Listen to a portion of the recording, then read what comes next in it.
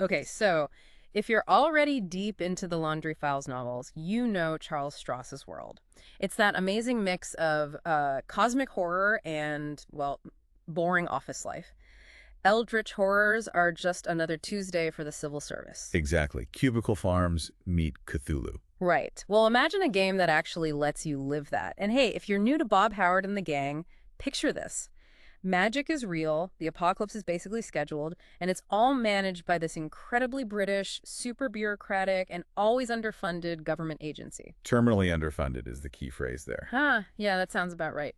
So today, our mission is to unpack the Laundry Role-Playing Game, the second edition specifically. Yep, we're diving into the main rulebook, the operatives handbook, and looking at some scenarios too, like from black bag jobs reopened. And that intro adventure, Introduction to Applied Occult Computing, we want to figure out what makes this game feel so uniquely Laundry Files for the fans, but also, what's the hook for someone just coming into this world of occult spies and administrative dread? It's a great question. How do you gamify that specific blend of mundane terror? Let's get into it. How does this RPG capture that feeling? What's a day in the life like for a player character? A laundry civil servant. Well, that's really the core of it, isn't it? What makes the Laundry RPG so different. The whole idea is that magic isn't mystical chanting. Not really. It's math. Math, serious. Seriously. The deterring theorem is the key concept. It basically says that any really complex computation, even on a normal computer, can accidentally punch holes in reality. Oh, wow. Okay. So, Excel could summon something nasty. Potentially, yeah. Cosmic horror isn't just in old books. It could be lurking in a database or a dodgy bit of code. And naturally, if magic is basically applied mathematics, who manages it? A government agency, of course. Precisely. Capital Laundry Services. It's this secret British agency that actually grew out of the SOE's occult warfare unit back in World War II. Right, I remember that connection from the books. And they're still plugging away doing vital work, but always short on cash and drowning in paperwork. No. Very bureaucratic. So, as a player, you're not some epic hero. You're an employee. The game even says paperwork can be worse than facing down horrors, and field casualties are something of an inevitability. Absolutely. You're worried about your performance review as much as the impending doom. It really does sound like Dilbert meets Cthulhu, like you said. It leans into that civil service angle hard. Yeah. You're navigating the bureaucratic nightmare while trying to stop unspeakable things. But hey, there are perks. Perks? Like what, a decent pension? Maybe. But also, opportunities to climb the ladder, get a nice safe desk job away from the literal nightmares, and travel. Travel where? Forbidden dimensions. Sometimes. Or, as the book cheekily puts it, distant countries. Or even Milton Keynes. Huh. The ultimate reward. Milton Keynes. But the job titles themselves are brilliant, right? They ground the weirdness. You're not a sorcerer supreme. You might be. IT computer help desk. And you might literally be dealing with gremlins in the servers. It takes that idea very seriously. Or a cleaner. Which sounds sinister, but it's more complex. Oh yeah. Cleaners aren't just assassins. They're described as occult trash collectors combined with cat burglars with a filing fetish. They can make people, records, even whole towns just disappear. Wow. Okay. What else? Plumbers? Plumbers are your field sorcery unit. They do exorcisms, memory suppression, that kind of thing. Practical magic, laundry style. And the zombie wranglers. That one always stuck with me. Yes, managing residual human resources. Basically, former employees who didn't quite make it but are still useful.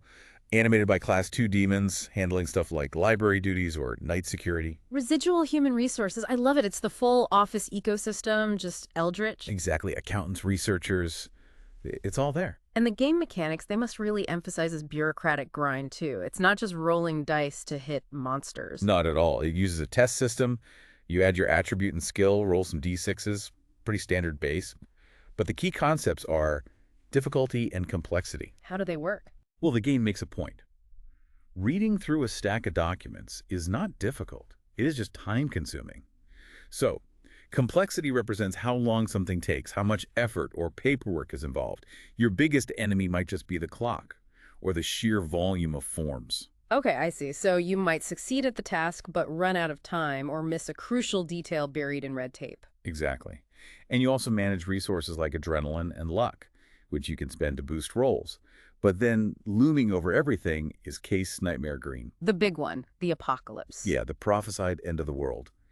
And it's not just flavor text. It puts this constant pressure on everything. Success isn't really about stopping it forever. It's more about delaying it, pushing it back, which makes every little victory, every correctly filed form feel important, but also kind of futile. That sense of mundane dread mixed with cosmic horror that's really captured in the scenarios the actual adventures players go on. These case files sound like where the weirdness really happens. Definitely. They showcase the range of laundry operations. Let's dive into a few from Black Bag Jobs Reopened.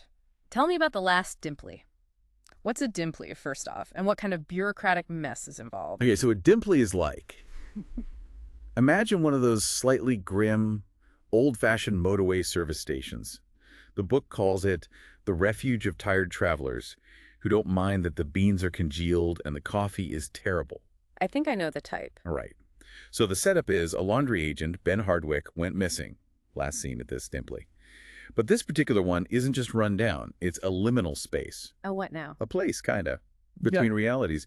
And this one's become an ambush predator.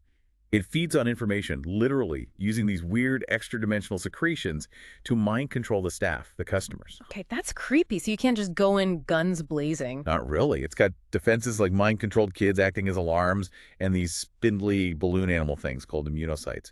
But the real kicker, very laundry, is that physical attacks don't work well because the creature is the building. It's just spread out. So how do you stop it? Burn it down? Nope.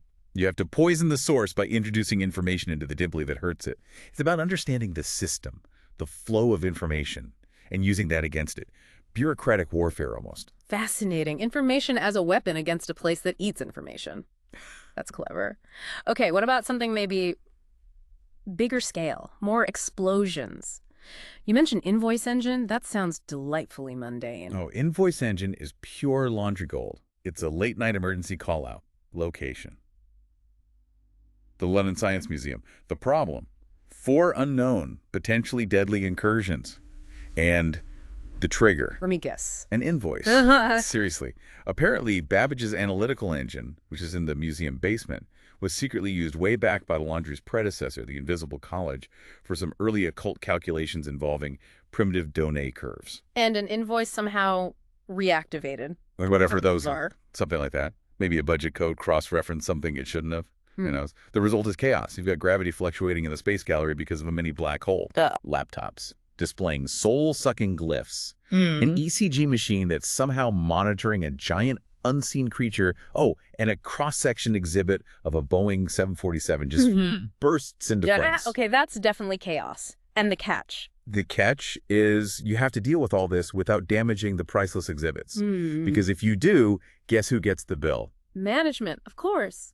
High-stakes cosmic horror meets fear of property damage forms. Perfect. It really captures the absurdity. Okay, these sound great for mixing the weird and the mundane. Yeah. But sometimes the laundry has to deal with actual, like, movie-level disasters, right? What about Case Lambent Witch? That sounds intense. Oil rig. Yeah, that one's described as a disaster movie scenario. Takes place on an oil rig called Witch Bravo. And the players. They're involved simply because they are the staff on duty. No special selection, just wrong place, wrong time. Classic laundry assignment. What's the threat? Well, it turns out there have been illegal occult experiments happening on the rig. This attracts deep ones. The laundry calls them Blue Hades. And the game notes they're probably more advanced and smarter than us hairless apes. Charming. And also shoggoths. Anning black. These are semi-cohesive globules of organic plasma. Basically, really nasty amorphous horrors being prepped for transport to the mainland. So stop the shoggoths, fight the deep ones. It's more complicated. The main goal is actually to negotiate with Blue Hades. If you don't handle it right, they could apparently render the whole island of Britain uninhabitable within 3 months. Whoa, okay, so diplomacy with fish people to prevent ecological catastrophe. Yeah. While also dealing with shoggoths. And possessed rig workers. And SAS troopers you have to give orders to, even though you're just some mid-level desk jockey, probably. It throws you right into that feeling of being way out of your depth, but having immense responsibility thrust upon you. You can really see how these scenarios, even though they're different, build up this picture of the laundry's world. It's always about applying procedure and limited resources to things that defy procedure. That British perspective is key, too. Absolutely. It's never just about the monster. It's about the context, the paperwork, the budget cuts. And it feels like these aren't just isolated incidents either. You mentioned Black Bag Jobs Reopened could be run as a campaign. This isn't just Monster of the Week. That's right. The scenarios can definitely be linked. You can start characters off as, Nobody's in the laundry bureaucracy just trying to survive their first few assignments. Yeah. As they succeed, or maybe just don't completely screw up, they can gain experience, maybe even get promoted. So your actions in one case file might actually matter later on. Potentially, yeah. Hmm. The Black Bag Job Collection, for example, can form a whole mini-campaign across 7 episodes. You see characters grow, face bigger threats, maybe uncover some internal politics. It adds a layer of progression beyond just surviving the next horror. And it ties into this larger world history the game sets up, right? Like the Cold War stuff. Yeah, the deterring theorem wasn't just a British discovery. Other nations developed their own occult intelligence services, leading to a sort of magical Cold War. There's even mention of a top-secret Helsinki protocol designed to ban occult weapons of mass destruction. Like nuclear treaties, but for summoning elder gods. Pretty much. It all adds to this feeling of a complex, dangerous world operating just beneath the surface of our own. It's this balancing act the game does so well, isn't it? The comedy comes from the ridiculous bureaucracy clashing with cosmic horror, but the horror itself is still genuine. Exactly. It's funny until it's suddenly very, very not funny. Players have to make tough calls, often within this framework designed to minimize statistical tragedy rather than achieve heroic victories. You're trying to stop the world ending, sure, but you also need to file your travel expenses correctly. Right. And the fear isn't just the monster, it's the performance review afterwards. Or the disciplinary hearing. But despite all that bureaucracy, the game stresses that the players are the heroes, or at least the protagonists. Initiative is encouraged out in the field. The real punishment often comes later, when they're back at head office. You might survive the shoggoth, but explaining the damaged equipment budget. That's the real boss fight. You get it. It makes you feel like this small, stressed cog in a huge, terrifying, yet weirdly mundane machine. What really stands out, I think, is how it makes the ordinary feel precarious. Like it could all unravel if someone misfiles a single form. So wrapping this up, whether you're a diehard Charles Stross fan wanting to finally step into Bob Howard's slightly sticky shoes, or you're just intrigued by this very British mix of spies, Lovecraft, and office comedy. The Laundry Role-Playing Game really offers something unique. Yeah, it's a chance to fight ancient evils while worrying about your expense reports, avert global doom while trying not to scuff the museum floor. It's a specific flavor, but it's brilliantly done. Definitely. So here's a final thought to leave you with. In a world where reality is thin, where higher math can summon things, what ordinary places, what boring institutions in our world might actually be secret front lines? Or worse, maybe unwitting conduits for something. Really bad. Makes you look at the queue at the post office a bit differently, doesn't it? Maybe your local dry cleaner really does know more than they're letting on.